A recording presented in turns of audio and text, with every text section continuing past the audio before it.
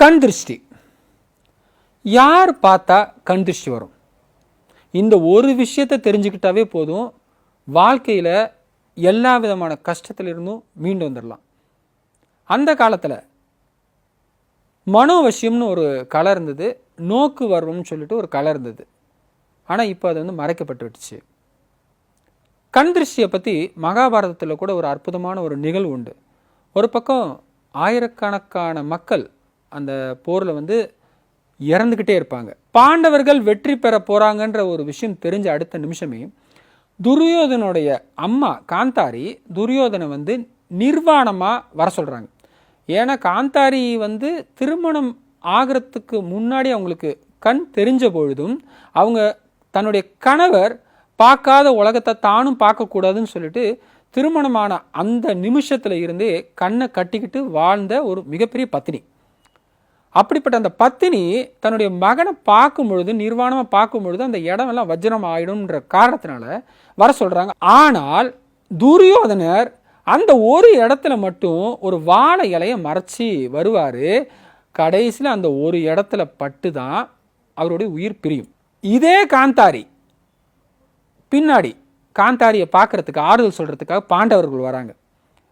அன்னைக்கு கண் கட்ட அவிழ்த்து தன்னுடைய மகனை காப்பாற்றுறதுக்காக போராடிய காந்தாரி இப்பவும் பார்க்குறாங்க. எப்படின்னா கண் கட்டப்பட்ட அந்த நிலையிலையும் கண் இடுக்கு வழியாக அந்த கொஞ்சோண்டு இடத்துல அவங்க பார்க்குறாங்க. பாண்டவர்கள் நிற்கிறாங்க. தர்மருடைய கால் விரல்களை பார்த்துடுறாங்க. பார்த்த அடுத்த நிமிஷமே தர்மருடைய கால் விரல் நகங்கள் எரிஞ்சு போகுது. அன்னைக்கு தன்னுடைய மகனை பார்க்கும் பொழுது வஜ்ரமான அதே கண்ணு தான் இன்னைக்கு பகைவரை பார்க்கும் பொழுது எரிஞ்சு போகுது. இந்த இடத்துல நீங்கள் ஒரு விஷயம் நல்லா புரிஞ்சுக்கணும். கண் திருஷ்டி வர்றது கண்ணால் அல்ல, எண்ணத்தால். இப்போ உங்களுக்கு ஆர்வம் இருக்கும், அப்போ யார் பார்த்தா கண் திருஷ்டி வரும்? தெரிஞ்சு போச்சு, கண் திருஷ்டி எண்ணத்தால் தான் வருதுன்னு. யார் பார்த்தா உங்களுக்கு கண் திருஷ்டி வரும்ன்ற ஒரு விஷயத்தை இப்போ சொல்கிறேன், ரொம்ப கவனமாக கேளுங்க. அசுர குணம் கொண்டவர்கள் சிலரெல்லாம் பார்த்தீங்கன்னா உங்கள் முன்னாடி நின்னாவே போதும். எப்படி வாளி முன்னாடி யார் நின்னாலும் அவங்களுடைய பலம் முழுக்க வந்துருமோ ராமாயணத்தில் சொல்லுவாங்களோ, அதே மாதிரி சிலர் முன்னாடி எந்த இடத்துல நின்னாலும் அவங்க மட்டும்தான் வாழணும்னு நினைப்பாங்க. நீங்கள் உங்கள் வாழ்க்கையில் நிறைய பேர் அந்த மாதிரி ஆட்களை சந்திச்சிருப்பீங்க, உங்களுக்கு தெரியும். துர்நாக்கு படைத்தவர்கள் நல்ல வார்த்தையே பேச மாட்டாங்க, எப்போ பார்த்தாலும் கெட்டதை மட்டும்தான் சொல்லுவாங்க. அந்த மாதிரி ஆட்களாலையும் கண் திருஷ்டி வரும். அடிக்கடி பெருமூச்சு விடுவாங்க. இது ரொம்ப முக்கியமான ஒரு விஷயம். சிலர் உங்கள் வீட்டு உள்ள நீங்கள் ஒரு விசேஷத்துக்கு கூப்பிட்டுருப்பீங்க, அவங்க பேசவே மாட்டாங்க, அப்படிம்பாங்க. பெரிய வீடு கட்டி வச்சுருப்பீங்க, அடுத்த நிமிஷமே வீட்டில் ஏதாவது ஒரு சம்பவம் வரும், வீடே இல்லாமல் போயிடும், வித்துட்டு போயிடுவாங்க.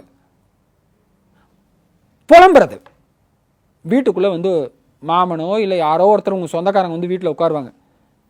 எனக்கு என் பொண்டாட்டி சரியில்லை, என் பிள்ளை சரியில்லை, எனக்கு கஷ்டம், எனக்கு பிரச்சனை, எனக்கு நிம்மதி இல்லை, எனக்கு கடன் பிரச்சனை, அது இதுன்னு என்னைக்குமே சந்தோஷமாக இருந்தன்ற வார்த்தை வராது. எப்போவுமே 24 மணி நேரம் புலம்புவாங்க. இவங்க பார்த்தாலும் கண் திருஷ்டி கட்டாயம் வரும்.